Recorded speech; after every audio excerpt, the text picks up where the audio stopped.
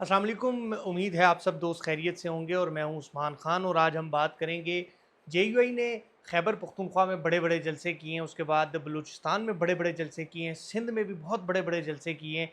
पंजाब के बारे में एक तासुर था कि पंजाब में जेयूआई मजबूत नहीं है और थोड़ी कमज़ोर दिखाई देती है।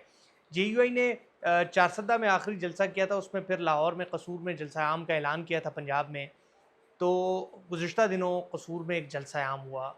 वैसे तो तासुर ये था कि ये एक मुख्तसर सा रवायती जलसा होगा, मगर कसूर ने और पंजाब ने साबित कर दिया कि जेयूआई अब पंजाब में भी आ गई है और एक बड़ी अक्सरियत से आई है। कसूर में ये जलसा फूल नगर के मुकाम पर होता है और कसूर की क़यादत और बिलख़ुसूस पंजाब की जो क़यादत है, वो इस जलसे के लिए तैयारियाँ करती हैं।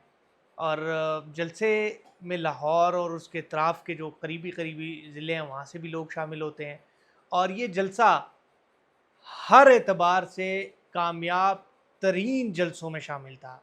यानी पंजाब में इस तरह लोगों का निकलना और जलसा रात गए तक ताख़ीर से चलता रहा। हत्ता कि जलसा गाह के अतराफ़ में जो रिहायशी थे वो भी अपनी छतों पर रात 1 से 2 बजे तक बैठे रहे और पूरा जलसा सुनते रहे। और लोग, पंजाब की आवाम निकली है, मुकामी लोग निकले हैं और एक कामयाब तरीन जलसा हुआ। ये तो थी जलसे की सूरत-ए-हाल। इंतज़ामात भी बड़े बेहतरीन थे और इस तमाम तर इंतज़ामात पर और उस कामयाब जलसे पर जो ज़िले अमीर है जो ज़िली अमीर है और उनकी जो ज़िली क़यादत है वो मुबारकबाद की भी मुस्तहिक है और साथ ही साथ सूबाई क़यादत वो भी इस जलसे में कामयाब जो मुबारकबाद की मुस्तहिक है। उसके साथ-साथ इस जलसे की कामयाबी की एक और वजह भी थी। दूसरी वजह ये है कि चारों सूबों के आला ओहदेदारान, बलूचिस्तान के सूबाई अमीर, सूबाई जनरल सेक्रेटरी, खैबर पख्तूनख्वा के सूबाई अमीर, सिंध के सेक्रेटरी जनरल, वो भी इस जलसे में शरीक हुए, मरकज़ी ओहदेदारान शरीक हुए और मरकज़ी लीडरशिप शरीक हुई और बड़े अच्छे-अच्छे तकारीर भी की और साथ ही साथ जो अपना बयानिया था वो पेश किया। जलसे से सरबराह जेयूआई मौलाना फजल रहमान ने भी एक तारीख़ी ख़िताब किया और उन्होंने इदारों से भी कुछ बातें की और जो ख़दशात थे, जो उनके शिकवे वो खुल कर सामने रखे। तमाम तर चीज़ें, ख़ुसूसन बलूचिस्तान से मुतल्लिक़ गुफ्तगू की, बलूचिस्तान के मसाइल, खैबर पख्तूनख्वा के मसाइल लोगों के सामने रखे।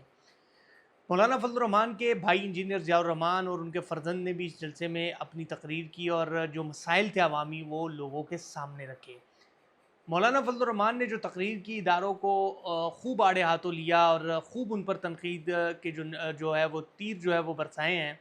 मौलाना फजल रहमान ने जो गुफ्तगू की है वो मैं तो नहीं कर सकता और मैं दोस्तों से कहूँगा कि खरियाँ खरियाँ राशिद मुराद साहब का एक प्रोग्राम है, वो ज़रूर सुने। उन्होंने उस प्रोग्राम में इसकी तमाम तर तफ़सीलात से आगाह किया।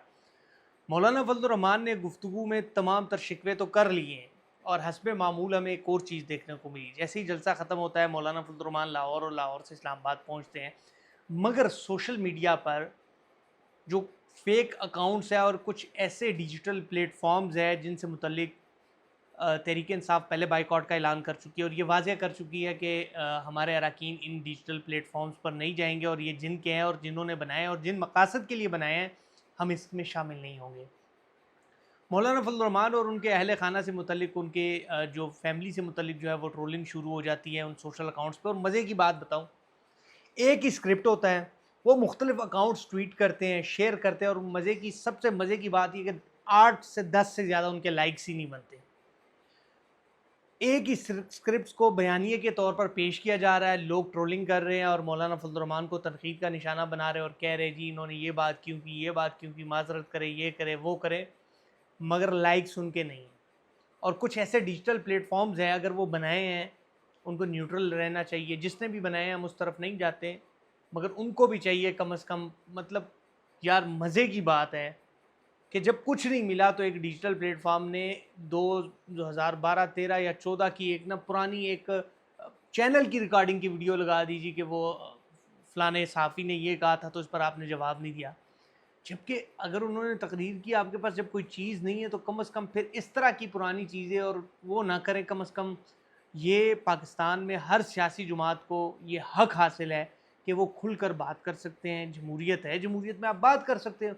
उन्होंने जो बातें की हैं, जो उन्होंने गुफ्तगू की, आप लोगों के थ्रू उनके ख़िलाफ़ ट्वीट्स करवाने के बजाय भाई सामने आकर उनको जवाब दें। अगर उन्होंने कोई बात गलत की, आप उनके साथ बैठें। भाई आप, इसमें क्या मसला है, आप उनको یا تو آپ ان کو قائل کریں یا وہ آپ کو قائل کر لیں گے، یا تو آپ ٹھیک ہوں گے یا تو وہ ٹھیک ہوں گے، مگر یہ باتیں بیٹھ کے آپ کریں، نہ کہ آپ پھر لوگوں کے تھرو سوشل میڈیا پر ان چیزوں کو اجاگر کریں۔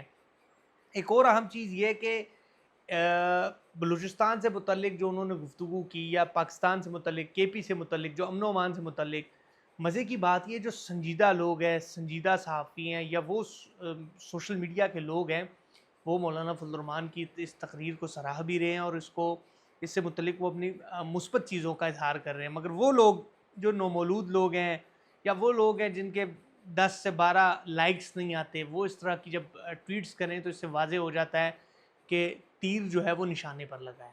اس ساری سوشل میڈیا وار سے یہ نظر آ رہا ہے کہ مولانا فضل الرحمان نے جو گفتگو کی ہے تیر نشانے پر لگا ہے۔ بھائی آپ اس طرح کی کام نہ کریں، ٹرولنگ کے بجائے آپ مل بیٹھ کر جو ہے وہ ان کے سوالوں کے جواب دیں، یا تو وہ آپ کو قائل کریں گے یا آپ ان کو قائل کریں گے۔ بہرحال یہ ہمیشہ ہوا ہے کہ جب بھی مولانا فضل الرحمان یا کسی بھی سیاستدان نے، کسی بھی، میں صرف مولانا صاحب کی بات نہیں کر رہا، کسی بھی سیاستدان نے جب کوئی بات کی ہے تو مختلف اکاؤنٹس ہیں وہ متحرک ہو جاتے ہیں اور لوگوں کے خلاف ٹویٹس کرنا شروع کر دیتے ہیں۔ بہرحال یہ جلسہ پنجاب کا ایک کامیاب ترین جلسہ تھا، اور یہ جلسوں کا سلسلہ اس جگہ پر رکنے والا نہیں ہے۔ ملتان میں بھی جلسہ ہوگا، لاہور میں بھی جلسہ ہوگا، اور دیگر شہروں میں بھی جلسے ہوں گے۔ ساتھ ہی ساتھ اس جلسے میں ایک اور آخری بات میں کرتا ہوا چلوں کہ جے یو آئی کی قیادت نے مسلم لیگ نون سے بھی شدید شکووں کا اظہار کیا کہ آپ وہی حکومت ہے جب آزادی مارچ کراچی سے نکلا تھا، اسی قصور ملتان روڈ سے بھی گزرا تھا، اسی نون لیگ کے لیے انہوں نے جدوجہد کی تھی۔ نون لیگ کی جانب سے آخری دن جلسے کی اجازت دینا یہ بوکھلاہٹ کا نتیجہ ہے۔ نون لیگ وزیر اعلیٰ پنجاب مریم نواز کو بھی خوب تنقید کا نشانہ بنایا، مسلم لیگ نون کے دیگر سینئر لیڈرشپ کو بھی تنقید کا نشانہ بنایا، اور انہیں بھی یہ پیغام دیا کہ اگر ہم سابق حکومت کو گرا سکتے ہیں تو آپ کو بھی گرانا ہمارے لیے مشکل نہیں ہے۔ جبکہ وفاقی وزیر جو تھے سابق مولانا اسد محمود نے یہ بھی واضح کر دیا کہ اگر ہم لاہور تک آ سکتے ہیں تو ہمارے لیے اسلام آباد آنا مشکل نہیں ہے۔ تو یہ اشارے ہیں حکومت کے لیے بھی اور اداروں کے لیے بھی، اب ان سب کو سمجھنا بھی چاہیے اور مل بیٹھ کر ملک میں امن و امان کی صورتحال، جمہوریت کی بہتری اور آئین کے لیے کام کرنا چاہیے۔ مجھے اجازت دیں، پھر ملاقات ہوگی۔ اللہ نگہبان۔